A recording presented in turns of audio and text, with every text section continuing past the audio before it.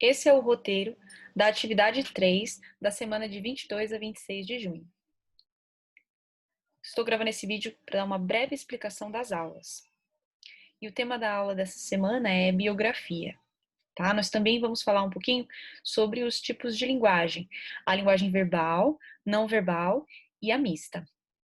Então, rapidinho aqui a definição, né? A linguagem verbal é a linguagem que só utiliza palavras. Então, olha o exemplo. É proibido fumar neste local.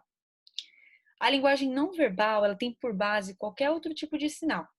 Podem ser cores, gestos, desenhos, sinais sonoros, mímica, tá? Até a Libras, que é a língua brasileira de sinais, ela também é uma linguagem não verbal, porque ela se utiliza de gestos, gestos manuais, tá? Então aqui, ó, a gente observa que esse texto está transmitindo o quê? A mesma mensagem de cima, que é proibido fumar. A diferença é que a gente não utilizou palavras para isso, né? A gente tem um símbolo através do desenho do cigarro.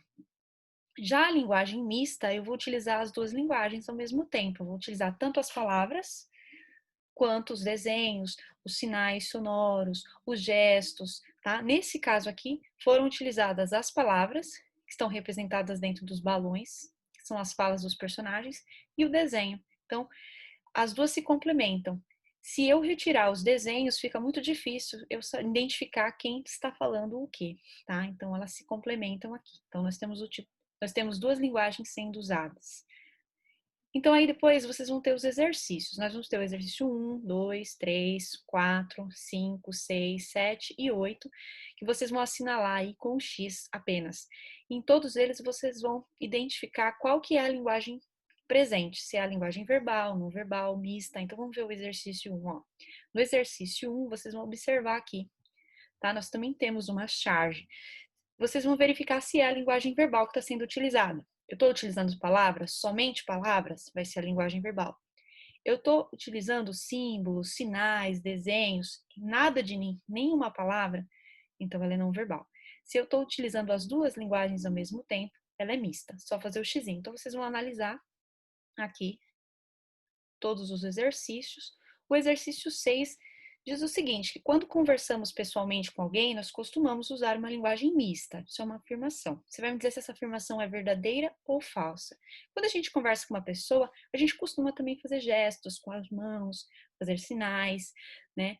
Se expressar de outra forma. Então, a gente pode dizer que é uma linguagem mista? Isso é verdade ou é uma afirmação falsa, tá?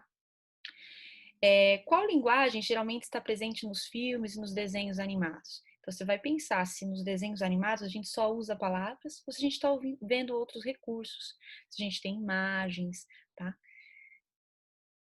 8. Nas partidas de futebol, uso de cartões pelo árbitro, né? E pelos auxiliares que usam as bandeirinhas. Quando eles estão utilizando que tipo de linguagem? Aí você vai verificar, né? O juiz, ele mostra o cartão amarelo, o cartão vermelho.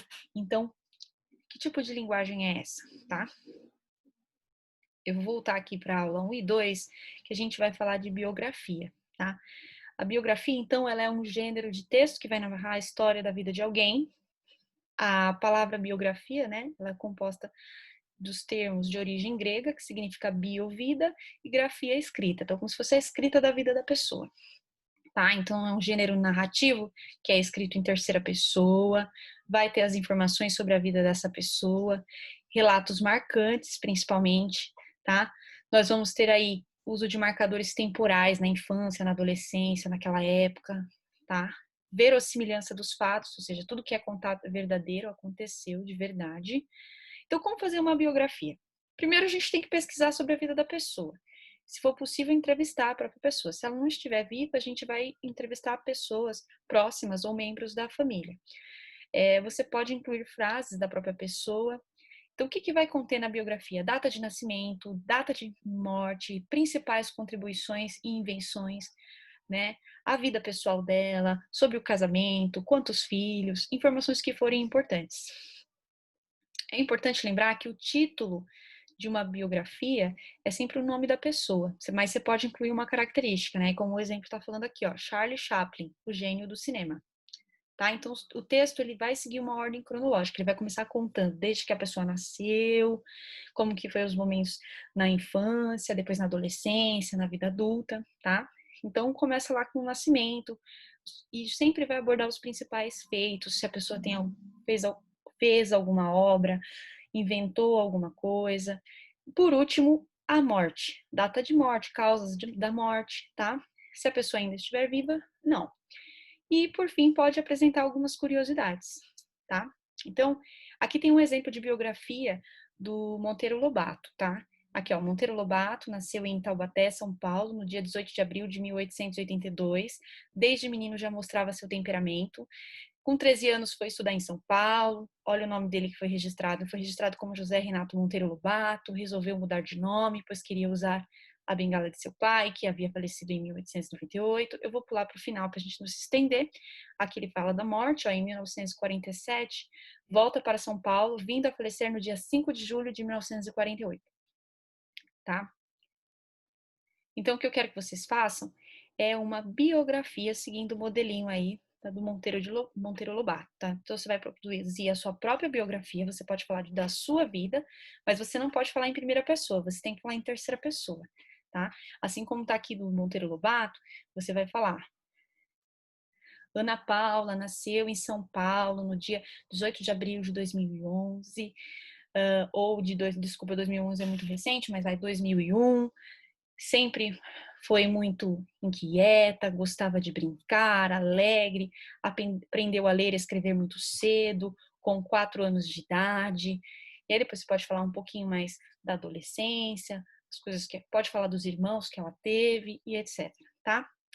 Mas você vai falar como se fosse a outra pessoa e não você mesmo, tá? Você não pode se colocar em primeira pessoa no texto, porque senão muda o gênero textual, não vai ser mais biografia, porque também tem o gênero textual autobiografia, tá? E também a gente confunde muito com o relato de experiência vivida, apesar do relato ser só um momento da nossa vida. A autobiografia vai contar a vida toda dessa pessoa, principalmente os fatos mais importantes, tá? Então, eu quero que vocês façam, que vocês não se preocupem com a quantidade de linhas, eu coloquei aqui, tá? Então, vocês vão fazer uma biografia que seja 5 linhas, mas que vocês consigam fazer, tá? Então, vocês colocam as coisas mais importantes que ocorreram na sua vida, quando você nasceu, né? Aonde você morou, que escola que você estudou, se tem curiosidades da sua vida, se teve algum fato importante. Se você não quiser fazer sobre a sua vida, você pode fazer sobre alguém da sua família, tá? Então, não se preocupe com a quantidade de linhas, você pode fazer sua biografia com apenas 5 linhas, tá? Mas faça. Boa atividade.